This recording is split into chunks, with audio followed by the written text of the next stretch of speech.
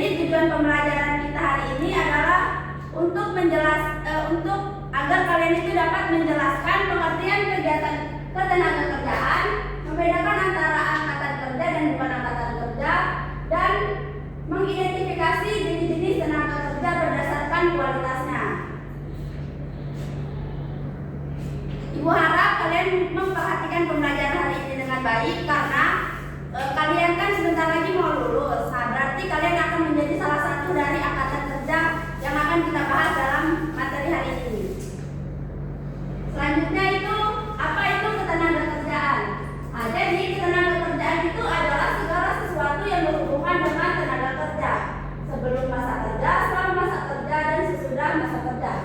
Tenaga kerja sendiri adalah setiap orang yang mampu melakukan pekerjaan untuk menghasilkan barang dan jasa, baik untuk memenuhi kebutuhan sendiri ataupun orang lain. Jadi maksudnya itu yang sebelum masa kerja itu adalah proses rekrutmen, seleksi, pelatihan, dan persiapan tenaga kerja. Jadi selama masa kerja itu ada hak dan kewajiban, upaya serta jaminan kondisi kerja. Selanjutnya sesudah masa kerja itu orang biasanya ada pensiun, pesangon, dan jaminan hari tua. Selanjutnya adalah angkatan kerja. Seperti yang dilihat bahwa penduduk usia produktif 15 sampai 64 tahun yang sedang bekerja atau mencari pekerjaan. Angkatan kerja itu adalah penduduk usia kerja yang sudah kerja atau sedang mencari pekerjaan, tetapi perlu diingat bahwa tidak semua tenaga kerja termasuk dalam angkatan kerja. Mereka yang sekolah, ibu rumah tangga, pensiun, atau pengangguran secara sukarela tidak termasuk dalam kategori angkatan kerja. Angkatan kerja itu adalah mereka yang bekerja dan sedang mencari pekerjaan. Selanjutnya yang bukan angkatan kerja adalah mereka yang sukarela menganggur, mahasiswa atau pelajar, ibu rumah tangga serta pensiun. Sebelum kita ke slide selanjutnya, ibu mau tanya, menurut kalian jika hari ini kita lulus, lalu minggu depan kita mencari pekerjaan, itu termasuk angkatan kerja atau bukan? Ya, termasuk.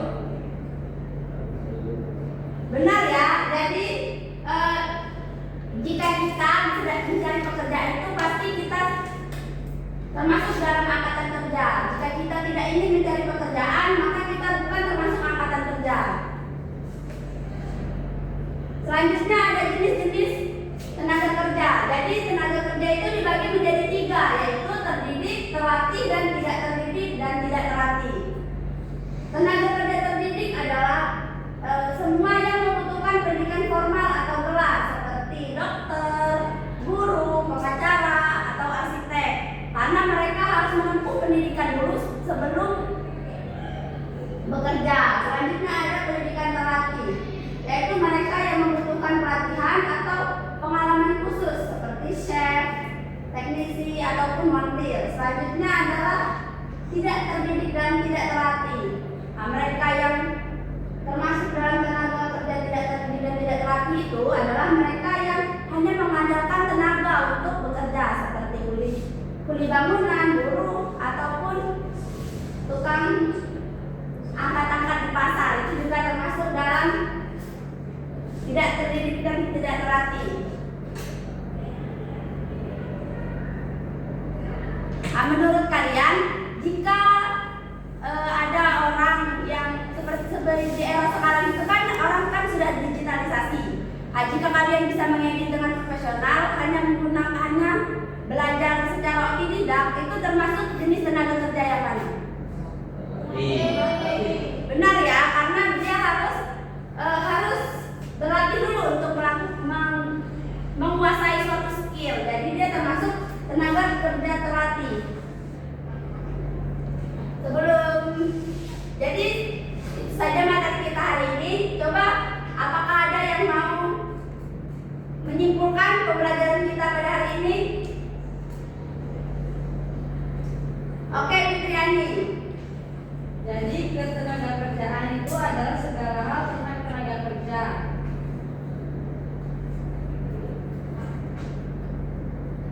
Ada beberapa jenis, yaitu tidak terlatih,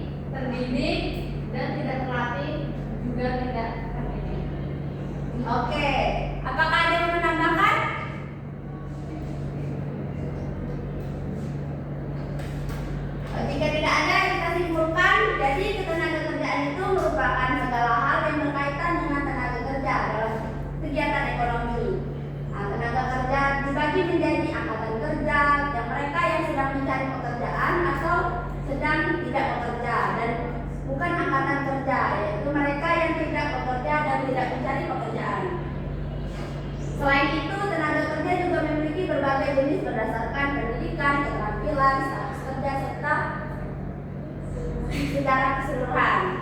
Nah, kan kita sudah membahas nih tentang ketenaga kerjaan. Nah, minggu depan kita itu akan membahas tentang sistem upah. Jadi selain kita akan mempelajari tentang ketenaga kerjaan, kita juga akan membahas tentang sistem upah. Jadi bagaimana orang mendapat upah berdasarkan jenis pekerjaan yang sesuai kita bahas di awal tadi.